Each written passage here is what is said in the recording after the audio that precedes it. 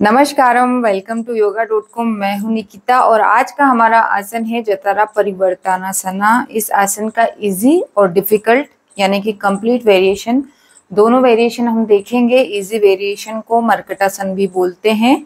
सबसे पहले हम जठरा परिवर्तनासना यानी कि कंप्लीट वेरिएशन देखेंगे।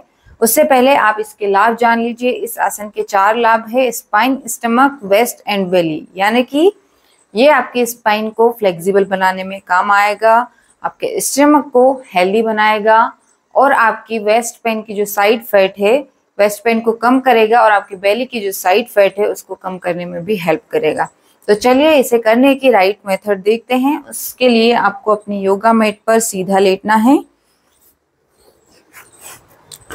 सीधा लेटकर थोड़ी देर अपनी बॉडी को ऑब्जर्व कीजिए कि आपकी बॉडी, आपके पैर आगे राइट या लेफ्ट में ना हो या आपकी अपर बॉडी राइट और लेफ्ट में ना हो। आपको बिल्कुल एक सीधी रेखा में लेटना है।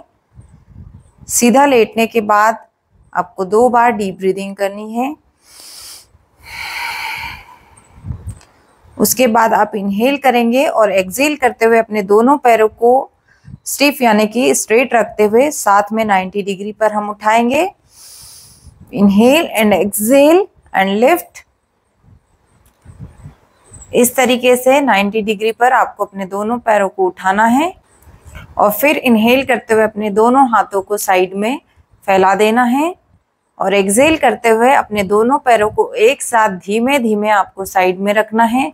ध्यान रखें, साइड में रखते टाइम आप बिल्कुल झटके से अपने पैरों को ना रखें, बल्कि बिल्कुल आराम से रखें। अपने कोर को टाइट करके रखें और अपने लेग को स्ट्रेट करके रखें। नी पर बेंड नहीं करना है। Inhale and exhale to side very slowly.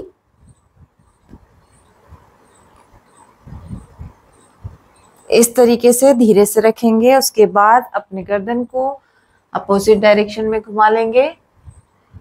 कुछ देर यहाँ रुकेंगे, अच्छे से नॉर्मल ब्रीदिंग करते रहेंगे। उसके बाद यदि आप इस लेवल पर कंफर्टेबल हैं तो अपने पैरों को थोड़ा आगे लाएंगे और अपने हाथों से अपने दोनों अंगूठों को पकड़ेंगे।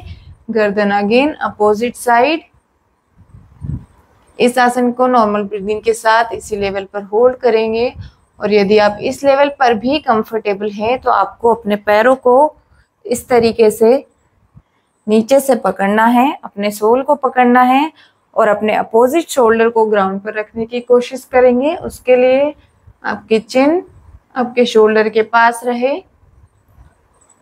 ये है इस आसन का कंप्लीट वेरिएशन या कंप्लीट वर्जन।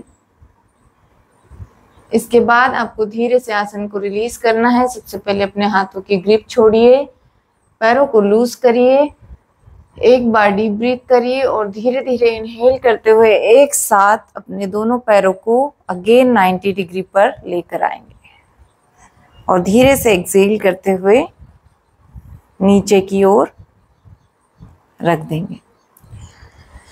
ये है जठरा परिवर्तनासना का कंप्लीट वेरिएशन वर्जन। इसके बाद हम इसका इजी वेरिएशन देखते हैं। उसके लिए भी आपको अपनी आर्म्स इनहेल करते हुए दोनों साइड फैलानी है और धीरे से अपना राइट लेग लिफ्ट कीजिए और यदि राइट लेग लिफ्ट किया है तो उसको लेफ्ट साइड पे आपको धीरे धीरे एक्सहेल करते हुए बिल्कुल 90 डिग्री पर रखना है और यदि पॉसिबल हो तो अपने अंगूठे को पकड़ना है, दूसरे वाले लेग को स्ट्रेट रखना है, गर्दन को अपोजिट साइड रखना है। कुछ देर इस आसन में रुकेंगे और धीरे से आसन को रिलीज करेंगे। स्ट्रेट लेग को वापस लेके आएंगे और धीरे से वापस नीचे रखेंगे। ये थे इस आसन के दोनों वेरिएशन, जठरा परिवर्तनासना या फिर मर्कटासना। इस आसन को आपको दोनों साइड करना है। 3 गलतियां आपको इस आसन में नहीं करनी है: अपने पैर को तेजी से रखना, अपने नी को बैंड रखना या फिर अपने जो ब्रीदिंग है उसको होल्ड करना। ये 3 चीजें आपको इस आसन में नहीं करनी है। आसन को कम से कम 20 सेकेंड तक होल्ड करने की कोशिश करनी है। 20 सेकेंड होल्ड करने के बाद आपको इसका टाइम पीरियड धीरे धीरे बढ़ाना है, लेकिन आपको इस आसन में एक गलती और नहीं करनी है। वो है अपने बैक को ऊपर की तरफ लिफ्ट होने देना। यदि आप अपने बैक को ऊपर की तरफ लिफ्ट होने देते हैं, जब आप मूवमेंट करते हैं, राइट और लेफ्ट साइड ले जाते हैं या पैर को नीचे और ऊपर की तरफ लाते हैं, यदि आप तब अपनी बैक को लिफ्ट करेंगे तो ये आपके बैक पेन को इंड्यूस करेगा, जिसके कारण आपको कमर में दर्द होने की समस्या होगी। तो इन 4-5 गलतियों से बचकर हमें यह आसन करना है। और आपको दूसरी समस्या जो जनरल लोगों को इस आसन में आती है कि वो अपने पैर को सीधा लिफ्ट नहीं कर पाते और सीधा डाउन नहीं कर पाते, तो उसके लिए मैंने अपने चैनल में कोर स्ट्रेंथ डेवलप करने के लिए जो आसन बताए हैं, आप वो आसन करिए। उन आसन को करने से आपके कोर में स्ट्रेंथ डेवलप होगी और उसके बाद आप इस जैसे आसन कर पाएंगे, आसानी से कर पाएंगे। आपको ना बैक पेन की समस्या होगी, ना ही आपको आसन करने में डिफिकल्टी होगी। तो वो वीडियोस आप जरूर देखिए। और दूसरी चीज, एक बार में यह आसन नहीं होगा, आपको कम से कम 4 से 5 बार इस आसन को ट्राई करना होगा। उसके बाद ही आप एक परफेक्ट तरीके से इस आसन को कर पाएंगे। शुरुआत में आपको होल्ड करने में भी समस्या होगी, लेकिन आप इस आसन को करते रहिए, धीरे धीरे इसका टाइम पीरियड भी बढ़ने लगेगा। चारों फायदे मैं बता चुकी हूँ। उसके अलावा कोर स्ट्रेंथ डेवलप करने में ये आसन खुद भी आपको हेल्प करेगा। तो चलिए हम आपसे कल मिलेंगे एक नई वीडियो में। आप मुझे कमेंट में बताइए मैं आपको ठीक से समझाने में ये आसन सफल रही या फिर नहीं, और ये आसन आपको कैसा लगा, और मेरा ओवरऑल यूट्यूब चैनल सही दिशा में जा रहा है या नहीं, ये भी आपको कमेंट बॉक्स में बताना है।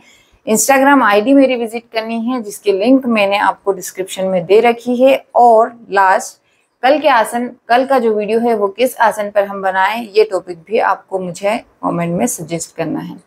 तो चलिए हम आपसे कल मिलते हैं एक नई वीडियो में। तब तक के लिए धन्यवाद।